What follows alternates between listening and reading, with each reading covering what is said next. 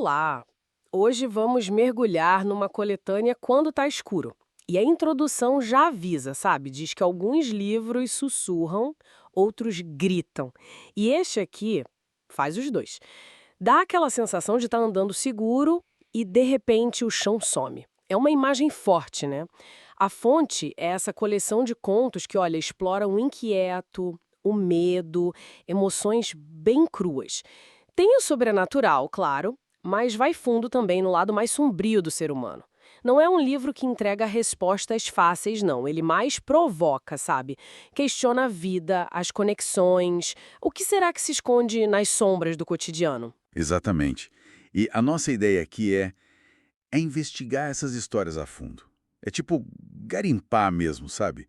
Ver os temas principais, os momentos que mais marcam, o impacto emocional que elas buscam. É como tentar encontrar aquelas verdades escondidas que a introdução meio que promete, né? Ver como o autor constrói essa atmosfera toda. Certo. Então, vamos começar a desembrulhar isso. A variedade aqui é um ponto interessante, né? Porque vai do horror mais visceral, gráfico mesmo, até uns terrores psicológicos, coisas sobrenaturais mais sutis. Que tal começar por Azul Real? Esse já chega chegando, né? A história é sobre um homem que tem uma fixação, quase doentia, assim, pelos olhos azuis da esposa.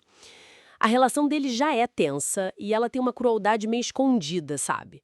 Ele, que é descrito como um cara pacífico, explode quando ela confessa várias traições e confessa rindo, zombando dele. Começa com um tapa, mas aí escala para uma violência brutal. Ele usa um pote de sorvete de vidro. Essa escalada é assustadora. Sim, a obsessão é o motor de tudo ali, e como ela corrompe, né? É o ponto central. Tem até uma epígrafe de Shakespeare que é perfeita. Depois a alma cega quando traída. Funciona como um aviso. A traição não justifica, claro, mas é o gatilho. A violência já estava ali, latente na obsessão dele, entende? E a vingança que vem depois, nossa, é de um requinte macabro que impressiona. Ele arranca os olhos dela, desmembra o corpo e o canibalismo disfarçado nos jantares. O horror não está só no ato em si, mas na ritualização. Ele transforma a carne dela em estrogonofe, um prato socialmente aceitável. É terrível. E aquela frase final. Finalmente, ela só tinha olhos para ele. Com os olhos dela ali na cabeceira. É o fechamento literal, pavoroso dessa obsessão. E essa coisa do canibalismo de forma mais direta ou mais velada parece de novo, né? Em campo de treinamento, por exemplo. Exato. Em campo de treinamento, o canibalismo vem num contexto diferente. É exploração, são falsas promessas, tem o jovem jogador super talentoso, o olheiro todo engravatado, a promessa de ir para um clube fora, o dinheiro para a família. É a construção de um sonho, né? Só que aquele campo de treinamento todo luxuoso esconde uma realidade bem sinistra. Sim, a gente vai sentindo que tem algo errado, né? Aquele chefe esquisito, o jantar onde ficam elogiando a forma física do garoto, a carne especial que dão pra ele no salgado e a conversa que ele ouve sobre ter cuidado pra a carne não ficar dura. É uma construção de suspense que funciona muito bem. Uhum. E o horror se confirma quando ele descobre o açougue humano. A fuga é desesperadora, muito tensa.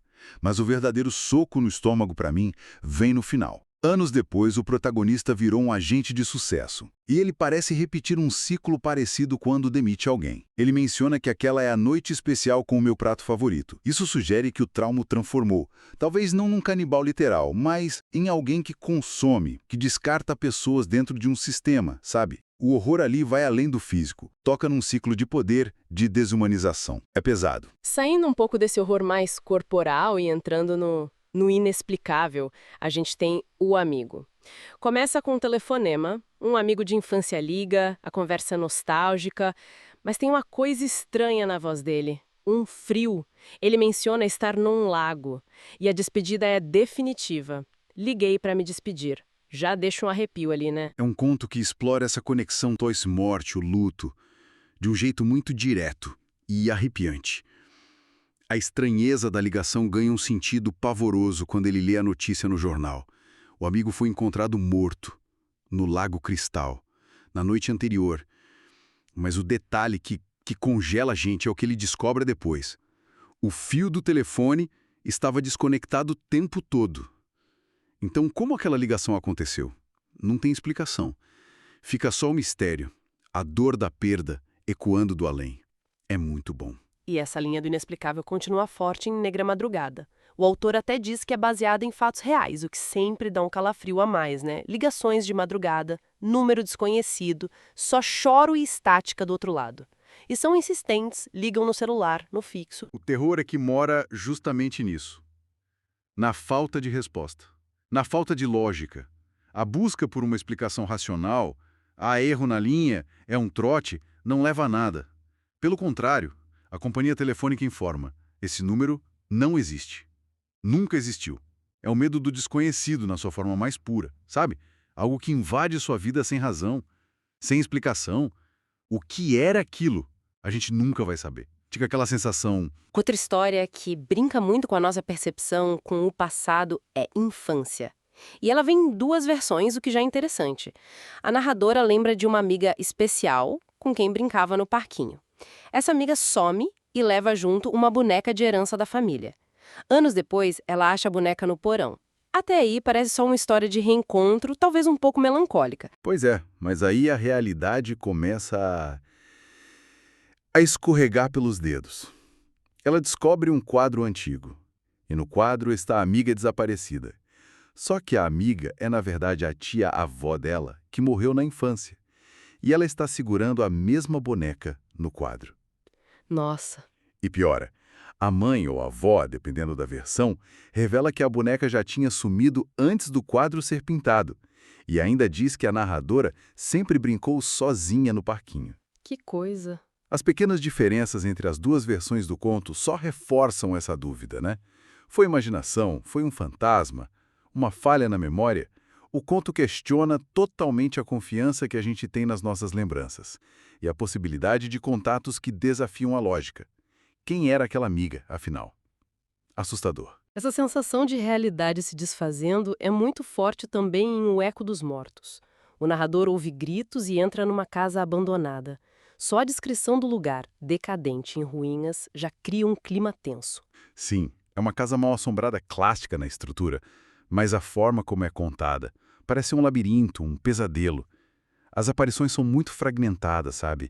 A mulher na cozinha, o homem que aparece do nada sussurra, corra, e some. A foto de família que ele recebe. A própria casa parece mudar-se e reconfigurar enquanto ele está lá dentro. As visões do homem com cortes nas costas, as crianças queimadas apontando para o armário, a mulher de olhos vazios no bar. Tudo cria uma atmosfera opressora, confusa. E o final, né? Ele acorda na rua, acha que foi tudo um delírio, um pesadelo, mas aí encontra a foto no bolso.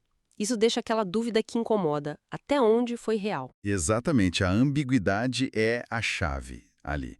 A experiência deixou uma marca física, a foto, um eco literal dos mortos, como diz o título, sugere que certas experiências, sendo reais ou não na nossa lógica, nos marcam de forma profunda e permanente. Mudando um pouco de foco, mas ainda no terreno do perturbador, tem o teatro da mente. Acompanhamos a rotina exaustiva de uma mulher, esposa de caminhoneiro, cansada lidando com as mentiras dos filhos. Ela tem uma amizade com a vizinha descrita como negra, grande, que parece ser o único apoio dela. Aqui a tensão é construída sobre a dúvida, né? O que a gente está vendo é um colapso mental, um surto psicótico, ou tem algo sobrenatural acontecendo, uma possessão, uma influência externa?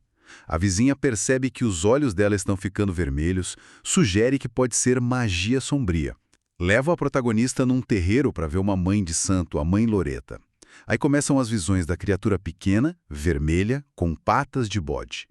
Tudo pode ser interpretado das duas formas, sintoma de psicose ou manifestação real. O clímax é muito violento. Ela ataca as criaturas que vê na cozinha, no quarto dos filhos. Parece confirmar o surto, né? Ela acaba sendo internada. Mas aí vem o final e joga tudo pro alto de novo. O marido dela, quando vai buscá-la no hospital psiquiátrico, aperta um patuá, que é um tipo de amuleto, né, ligado à proteção, muitas vezes a religiões afro-brasileiras. E ele faz isso com um sorriso sombrio no rosto. Isso reabre toda a questão. Será que ele teve alguma coisa a ver? Era mesmo loucura ou tinha uma força externa agindo ali? A história se recusa a dar uma resposta fácil. Explora o medo tanto da perda da sanidade quanto de forças ocultas que a gente não controla. É bem ambíguo. A gente percebe que muitos contos exploram essa linha tênue, né? A obsessão, o sobrenatural que invade o real, mas a coletânea é bem ampla, tem outras veias também. Tem um grupo de contos que lida mais diretamente com o amor, perda e as formas distorcidas que esses sentimentos podem tomar, né? Sim, tem vários nessa linha. Diálogo, por exemplo, é quase uma reflexão filosófica. Será que a gente consegue amar de novo depois de sofrer muito?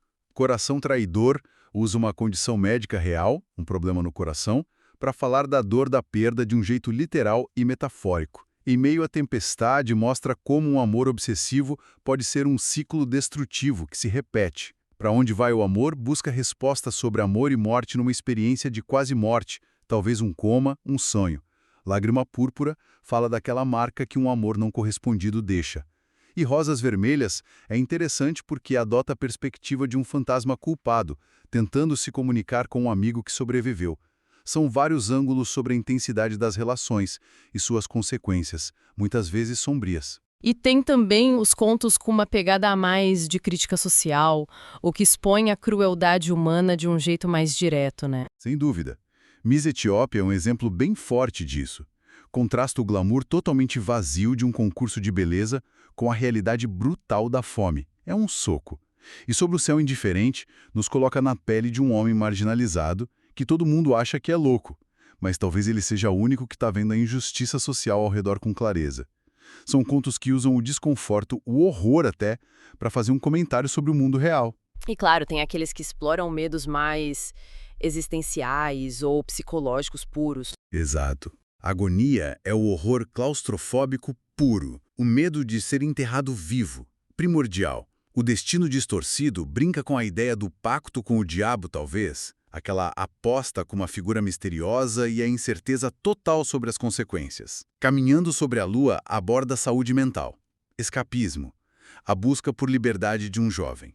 Mesmo que essa liberdade venha na morte ou na imaginação. É bem poético, mas trágico. O quadro traz a ideia da arte assombrada, do objeto amaldiçoado e a obsessão autodestrutiva de um artista. E os bem curtinhos #1 e #2 são reflexões rápidas sobre a infidelidade, sobre a natureza da identidade e da realidade. São pílulas de estranhamento. E ainda tem aqueles contos que conseguem criar uma estranheza em situações super cotidianas, né? Dão só um arrepio sutil. Sim, tipo molho rosé. Um jantar simples, preparado com carinho, mas que, pelo contexto da coletânea toda, a gente já lê com um pé atrás esperando o pior. Ou O Velho, que mostra uma conexão muito sensorial, pelo cheiro de amônia entre um avô e um neto depois da morte do avô. Rotina Roubada fala sobre como a morte quebra o cotidiano de forma abrupta e definitiva. São esses momentos que mostram como o estranho pode morar no familiar. Olhando para o conjunto todo, fica bem claro como alguns temas vão e voltam, né? Atravessam as histórias de jeitos diferentes. Com certeza. A fragilidade da realidade, da nossa percepção, é um pilar aqui. A obsessão, seja por amor, por arte, por vingança, mostra sempre sua força destrutiva. É um tema recorrente. O sobrenatural não é algo de outro mundo, distante. Ele se infiltra no dia a dia, no comum. A violência, física ou psicológica, está sempre ali à espreita, mesmo nas histórias mais quietas. E temas como o luto, a vingança, a instabilidade da mente e até o canibalismo, que aparece de forma literal ou metafórico, tudo isso compõe esse mosaico bem sombrio que explora os limites da experiência humana. Percorrer quando tá escuro é uma experiência que mexe com a gente, sim. Os contos realmente confrontam medos bem variados, desafiam nossa noção do que é real ou não e deixam uma marca, né? Cumprem o que a introdução prometia. Fica aquela sensação de que algo olhou de volta pra gente lá das sombras do livro. Uhum. E isso talvez nos deixe com uma reflexão final. O que será que esses ecos narrativos do escuro revelam sobre nós mesmos? Quando a gente lê essas histórias de horror, de obsessão, de perda de controle, será que é só ficção? Ou será que a gente está de alguma forma encarando um espelho meio distorcido? Vendo ali medos e verdades que a gente prefere manter escondidos sobre a nossa própria natureza, sobre o mundo? O que essa escuridão toda reflete sobre a nossa própria luz ou a falta dela? Fica a pergunta, né?